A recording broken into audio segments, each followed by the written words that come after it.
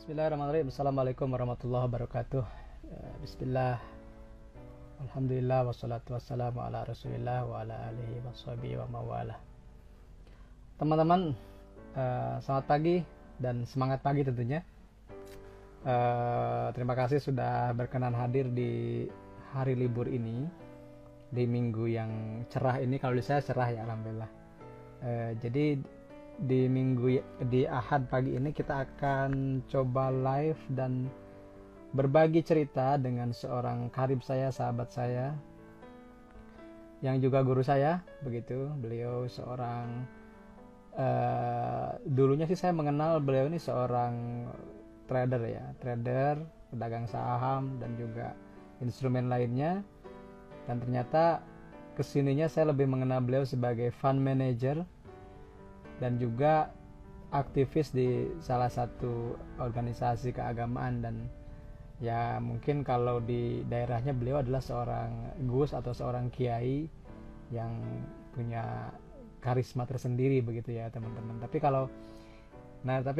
karena ketawaduan dan kerendahan hati beliau, mungkin sekilas orang nggak nyangka kalau beliau ini adalah seorang gus begitu ya. Nah, hari ini kita akan ngobrol dengan Gus Ade Permana, namanya Sunda tapi aslinya Jawa gitu. Nanti saya panggil dulu Kang Kang Adenya ya, Mas Adenya.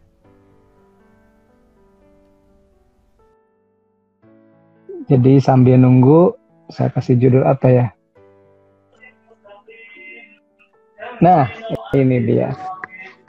Assalamualaikum. Waalaikumsalam warahmatullahi wabarakatuh. Waduh, apa kabar? Pagi-pagi sudah pakai songkok, oke lah. Biar sama kita. Allah. Ah, iyalah, harus ganteng kita. Harus. Tadi sebenarnya biar jadi sarungan dan kopiahan ya. Oke. Iya. Gini, Gus, saya manggilnya apa ya? Saya manggil Kiai atau apa ya enaknya? Aduh. Sambil Gus ada deh.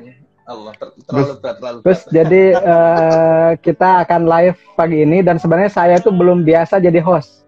Jadi mohon maaf kalau masih belajar ya. Saya itu khasnya tuh rokokan ya. Dan mohon maaf saya gitu santai banget. Oke. Gini Gus, terima kasih sudah berkenan bisa ngobrol bareng saya di pagi ini. Kita ngobrol bebas aja ya, ngobrol santai ya. Oke. Cuman karena Instagram live ini kalau nggak salah cuma 1 jam, jadi kita mungkin sedikitnya ada hal yang akan kita bahas, dan mudah-mudahan nanti teman-teman juga nanti ada yang nanya ya untuk di sesi kali ini. Jadi ceritanya gitu ya. Judulnya besarnya adalah apa kemarin saya lupa. Syariah Saham, silakan ya, boleh bertanya juga. Kebetulan ini narasumber saya, berarti silakan nyimak, nggak boleh tanya gitu. Gimana? Silahkan nyimak obrolan kita, tapi tidak boleh melakukan pertanyaan. Halo, nggak bisa. Nggak bisa. Karena kan yang namanya narasumber itu harus siap kalau ditanya gitu. Nah, dan saya paling enak sekarang karena saya biasanya saya ada di posisi Gus Ade. Jadi biasanya saya di narasumber gitu ya? Dan ditanyain. Nah, sekarang dalam posisi saya yang nanya, jadi enakan. Oke, kita mulai ya teman-teman ya. Jadi kita tema pagi ini adalah matahari. Mangga, silakan. Matahari menatap arah saham syariah. Nah itu kan khas, pasti itu buatan kita, buatan saya kalau singkatan itu, Kang Gus. Jadi menatap arah saham syariah. Jadi intinya sih obrolan kita pagi ini seputar bagaimana sih prospek, kemudian prediksi dan outlook saham syariah di tahun berikutnya, di tahun 2021. Tapi sebelum itu kita kenalan dulu dong. Nah, kalau saya Mang Amsi begitu ya, seorang guru madrasah dan kelihatan kan dari wajahnya begitu. Kemudian sehari-hari juga sering berdiskusi dan senang juga sharing di Syariah Saham ya. Dan ini adalah sahabat saya yang sebenarnya sih kita bertemu offline mungkin belum sampai 5 kali ya, Gus ya. Mungkin baru 2 atau 3 kali. Seingat saya sih pas ada acara di bursa, kemudian pas lari itu, ingat gak? Yang Dulu kan 2016 komunitas ya. sering kumpul tuh, ya 12. Oke. lari-lari di deket yang keliling itu. Kemudian terakhir kita ketemu di sebelum ada acara apalah gitu ya di Jakarta. Nah itu sebelum masa pandemi. Nah setelah masa pandemi kita nggak pernah ketemuan secara offline. Nah sekarang kita baru ketemu lagi secara online.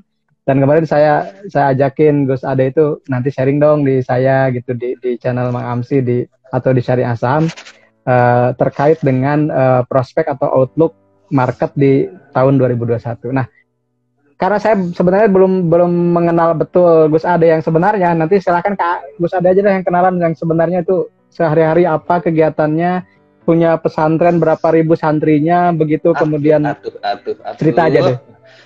Silakan, terima kasih. Ya, Silakan terima Gus. kasih kesempatannya. Assalamualaikum warahmatullahi wabarakatuh. Waalaikumsalam. Langsung singkat aja ya, karena mukadimah sudah diambil Mang Amsi tadi. Oke, perkenalkan nama saya Adi Permana. Kebetulan saya sudah berkecimpung di dunia saham kurang lebih 10 tahun, mulai dari 2008. Sebenarnya sih bukan di dunia saham, lebih tepatnya ke financial market. Awal pertama kali saya terjun di forex 2010-2011 baru nyentuh saham Indonesia tentunya. Dan keseharian saya ya kadang adalah kerjaan sedikit. Kebetulan saya juga seorang fund manager juga di salah satu perusahaan, dan hari-hari day to day karena ini COVID ya saya lebih banyak aktif di NU, tapi untuk kerjaan kita masih bisa work from home. Nggak tahu nanti setelah COVID selesai bisa balik ke asal gitu ya. Betul.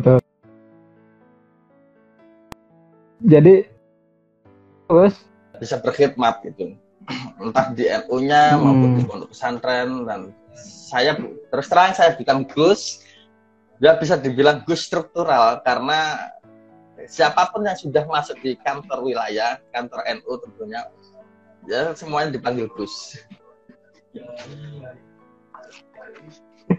Betul. Nah, jadi mungkin saya sengaja pakai baju yang hijau ini sebenarnya untuk menyesuaikan tadinya gitu kan. Jadi background saya hijau, kemudian ini juga hijau, ini juga hijau gitu ya. Karena ini kebetulan ya, hijau semua. Syariah Saham itu kan juga hijau juga, juga hijau gitu. Labelnya. Kebetulan ini founder Api Trading, cuman nggak keurus juga gitu. Founder Api Trading oh ya benar. Lebih sama kayak dulu ada Api Trading. Iya. Betul. Dulu kan ada AP Trading ya, ada ya, dan itu juga salah satu grup Telegram yang sudah lama juga gitu, dan lama juga nggak dikelola kayaknya itu, karena gue adanya sibuk gitu kan, jadi mungkin nggak terurus lah, malum lah, fund manager kan uangnya bejibun gitu, masa ngurusin grup Telegram gitu. Kalau saya kan emang uangnya nggak banyak gitu, tapi membernya banyak gitu, jadi kalau Gus ada itu uangnya banyak gitu, kalau saya membernya yang banyak, jadi ya banyak yang nanya gitu. Oke Gus, jadi kita akan mulai dari yang pertama itu. Gimana? Kita review dulu. Jadi kan 2020 memang tahun yang unik lah gitu, tahun yang unik. Ada orang yang mengatakan ini mirip 2008, tapi sebenarnya kan enggak, karena faktor penyebabnya berbeda ya. Kalau 2008 kan subprime mortgage, sekarang lebih ke pandemi yang sifatnya lebih global, 220-an negara terkena gitu kan, pasti efeknya juga berbeda. Nah, menurut Gus Ade, sebenarnya ketika 2020 ini bagaimana korelasinya keadaan pandemi ini dengan pasar terutama di pasar keuangan? Gimana nih? Ya, yang kita ketahui memang 2020 ini masa-masa paceklik, masa-masa suram gitu ya, karena efek COVID-19. Dan kalau kita pelajari dari histori yang lalu, memang ada kaitannya dengan siklus 10 tahunan. Cuman kalau kali ini kan kalau harusnya siklus 10 tahunan itu kan jatuh di tahun 2018. Cuman kali ini kan di 2020. Nah, apapun itu penyebabnya, ada juga yang ya karena COVID-19, entah konspirasi dan sebagainya, wallahu alam kan, kita nggak pernah tahu itu. Karena efek yang cukup signifikan menurut saya, berakibat fatal di dunia financial market, otomatis saham-saham mulai di Indonesia maupun global itu kan juga mengalami penurunan yang sangat signifikan, ya kurang lebih 35%, bahkan sampai ada yang 50%. Kalau teman-teman yang merasakan kemarin di awal-awal Maret waktu COVID-19 mulai di Indonesia, ya wajar kan. Kalaupun tanpa ada itu, memang pasar saham di Indonesia itu juga mengalami overvalue, sudah terlalu tinggi juga harganya. Nah, bagi siapapun yang sudah mengalami 2008, 98 pasti akan tahu kan. Tapi bagi teman-teman yang baru memulai investasi, menurut saya bulan-bulan inilah bulan-bulan yang bagus, karena kita lihat beberapa bulan yang lalu IHSG sudah mulai mengalami kenaikan. Ada beberapa sektor sudah mulai rally. Bahkan kemarin saham-saham yang di sektor mining juga sudah rally, konstruksi juga rally gitu. Apakah saat ini terlambat mulai berinvestasi? Saya rasa itu enggak, karena kalau kita lihat di global, mulai kejatuhan harga saham, kita misalkan lihat di Dow Jones ya. Coba saya cek juga, saya sambil buka chat nih, biar lebih akurat ya. Boleh Gus. Siap, santai Gus. Waktu kejatuhan Dow Jones, kalau nggak salah, mulai tahun 2019 Desember. Dan sekarang sudah mencapai level tertingginya waktu pertama kali drop. Kalau nggak salah, berapa benar?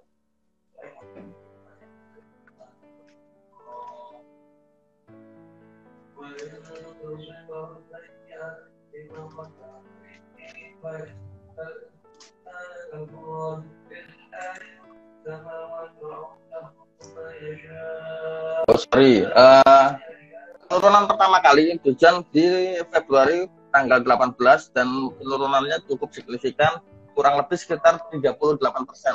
Dan sekarang Dow Jones sudah berhasil mencapai titik tertingginya waktu pertama kali turun, yaitu break di level 29.000 sekian lah.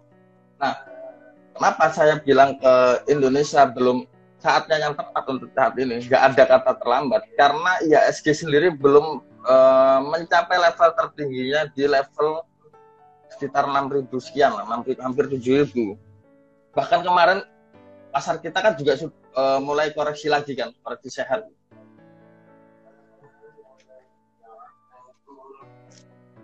Iya betul Gus. Kalau yang karena kenapa sih saya nggak terlalu bahas yang kemarin-kemarin, ya sudahlah, yang berlalu biarlah berlalu gitu. Tapi paling nggak kita buat pelajaran. Kita mulai drop di 28 Januari. Kalau nggak salah harganya sekitar di 6.300 dan sampai detik ini IHSG belum pernah nyentuh di level itu. Pasti kan akan balik lagi di level itu untuk jangka pendeknya. Nah, jika teman-teman sudah mulai investasi, itu saatnya yang tepat untuk berinvestasi saham. Kalau kita hitung dari sekarang di level 6.000 ke harga mulai jatuhnya IHSG, itu kan masih kurang lebih 5%.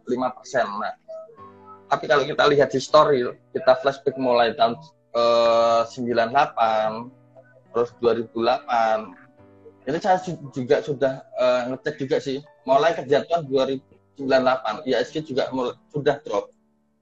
Dan itu balasnya biasanya 2-3 kali lipat. Terus di tahun 2003, itu IHSG kan juga drop. 2003, 2004, itu juga balas lagi. Sampai dengan 2007. Kebetulan 2008 kan ada resesi lagi, yang kita kenal biasanya subprime efeknya kan. Nah, 2008 otomatis harga saham juga drop. 2009 itu harga membalas 3 kali lipat dari penurunan sampai dengan tahun 2014. 2014 juga kan mengalami penurunan tuh. dan akhirnya bales juga sampai dengan mencapai level tertingginya di level 6.900. Nah, apakah nanti kita juga mengalami fase itu? Kan kemarin sudah drop nih. Kalau aku ada gambaran sedikit, mungkin target sementara IHSG kalau kita berdasarkan teknikal kan kurang lebih di 6.300-an kan. Nah, tapi kalau kita flashback dengan histori tersebut yang mulai 98, mulai 2008, 2003 dan sebagainya, ada kemungkinan loh IHSG kita naiknya 2-3 kali lipat dari penurunan sekarang. Misalkan kalau kemarin turunnya 30%, ya kemungkinan nanti IHSG juga mengalami kenaikan yang signifikan, bisa 100%, 150%. Kan kita nggak pernah tahu. Nah, kalau saya sebagai trader yang menganut pada technical analysis, history repeat itself, sejarah selalu berulang. Nah, itulah yang saya buat landasan bahwa fase-fase ini akan berulang kembali gitu. Dan kenapa saya bilang saat ini momen yang tepat untuk berinvestasi, karena kita sudah melewati beberapa bulan yang lalu IHSG mengalami penurunan yang cukup luar biasa, kurang lebih kan 30% juga kan, dari 6.300, 39%, dan mencapai level terendahnya pada tahun itu, tahun 2020 kan, di 3.800. Ya bisa jadi nanti IHSG akan kembali lagi. Kalau misalkan balasnya 3 atau 4 kali lipat kan nggak menutup kemungkinan IHSG kan bisa ke 7.000 atau 8.000. Nanti kita lihat perkembangan bisnis atau sektor-sektor lainnya yang menunjang pertumbuhan ekonomi. Dan untuk saat ini kan vaksin sudah mulai masuk di Indonesia, tapi nggak tahu mulai kapan didistribusikan. Ya harapan saya cepat didistribusikan agar masyarakat kita sudah mulai beraktivitas dengan normal, ekonomi normal, circle-nya juga normal. Begitu sih.